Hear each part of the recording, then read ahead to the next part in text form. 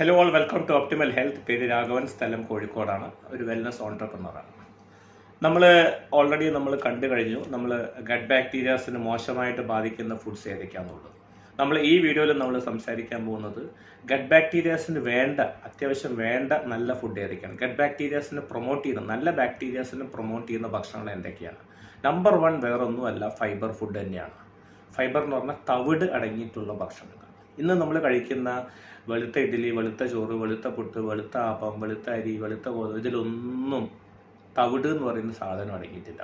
Shift from white grains to whole grains. കഴിയുന്നതും whole ഗ്രെയിൻസിലേക്ക് shift ചെയ്യുക. ഹോൾ ഗ്രെയിൻസിലേക്ക് ഷിഫ്റ്റ് ചെയ്താൽ ഗുണം എന്താണെന്ന് വെച്ച് കഴിഞ്ഞാൽ, ഫൈബർ എപ്പോഴും മനസ്സിലാക്കുക, നമ്മളെ ഗട്ടിനെ ക്ലീൻ ചെയ്യാനായിട്ട് ഏറ്റവും നല്ല ഒരു ന്യൂട്രിയൻറ്റ് തന്നെയാണ് ഫൈബർ നമ്മൾ ഓൾറെഡി ഫൈബറിന്റെ വീഡിയോയിൽ നമ്മൾ കണ്ടു കഴിഞ്ഞു. Fibre is neither digested nor absorbed. Fibre ഒരിക്കലും ദഹിക്കില്ല, അബ്സോർപ്ഷൻ സംഭവിക്കുന്നുമില്ല.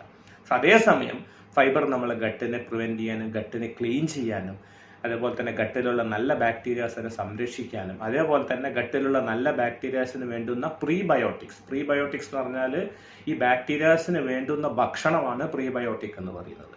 അത് സപ്ലൈ ചെയ്യാനും ഫൈബർക്ക് ഒരു പരിധിവരെ സഹായിക്കുന്നുണ്ട്. കഴിയുന്നതും ഹോൾ ഗ്രെയിൻസിലേക്ക് ഷിഫ്റ്റ് ചെയ്യാം. സെക്കൻഡ്, തൈരാണ്, yoghurt is A very good source of probiotics as well as prebiotics. Third, all green leafy vegetables. എല്ലാ ഇലക്കറികളും എല്ലാ പച്ചക്കറികളും, പ്രത്യേകിച്ച് അതിൻ്റെ പുറത്തുള്ള അതിൻ്റെ കളർ എന്ന് പറയും, നമ്മൾ ബയോഫ്ലേവനോയിഡ്സ് എന്ന് പറയും. ഫൈറ്റോ ന്യൂട്രിയൻസ് ഏറ്റവും അടങ്ങിയിട്ടുള്ളത് ഈ തൊലിപ്പുറത്താണ്. പച്ചക്കറിയുടെയും പഴങ്ങളുടെയും തൊലിപ്പുറത്താണ് ഏറ്റവും കൂടുതൽ ഫൈറ്റോ ന്യൂട്രിയൻസ് അടങ്ങിയിട്ടുള്ളത്. ഈ ഫൈറ്റോ ന്യൂട്രിയൻസിൽ എല്ലാത്തിലും നല്ല റിച്ച് ഫൈബറുണ്ട്. ഇതിലെല്ലാത്തിലും നല്ല അളവിൽ പ്രോബയോട്ടിക്സ് അടങ്ങിയിട്ടുണ്ട്, പ്രീബയോട്ടിക്സ് അടങ്ങിയിട്ടുണ്ട്. ലോ ഫ്രക്ടോസ് ഫ്രൂട്ട്സ് എന്ന് പറഞ്ഞാൽ ഫ്രക്ടോസ് കണ്ടന്റ് വളരെ കുറച്ച് അടങ്ങിയിട്ടുള്ള ആപ്പിൾ, ബെറീസിലൊക്കെ നല്ല അളവിൽ പ്രോബയോട്ടിക്സ് ആൻഡ് പ്രീബയോട്ടിക്സ് അടങ്ങിയിട്ടുണ്ട്. പിന്നെ വ്യായാമം, exercise can influence good gut bacterias. ഒരു സംശയം വിചാരിക്കേണ്ട, നല്ല രീതിയിൽ വ്യായാമം ചെയ്യുന്ന വ്യക്തിയെ സംബന്ധിച്ച് നല്ല രീതിയിൽ ഗുഡ് ഗട്ട് ബാക്ടീരിയാസിനെ പ്രൊമോട്ട് ചെയ്യാനും ഈ ഗട്ട് ബാക്ടീരിയാസിന് വേണ്ടുന്ന പ്രീബയോട്ടിക്സ്, അതിന് വേണ്ടുന്ന ഭക്ഷണം കൊടുക്കാനും സാധിക്കുന്നുണ്ട്. Because exercise will create a lot of happy hormones.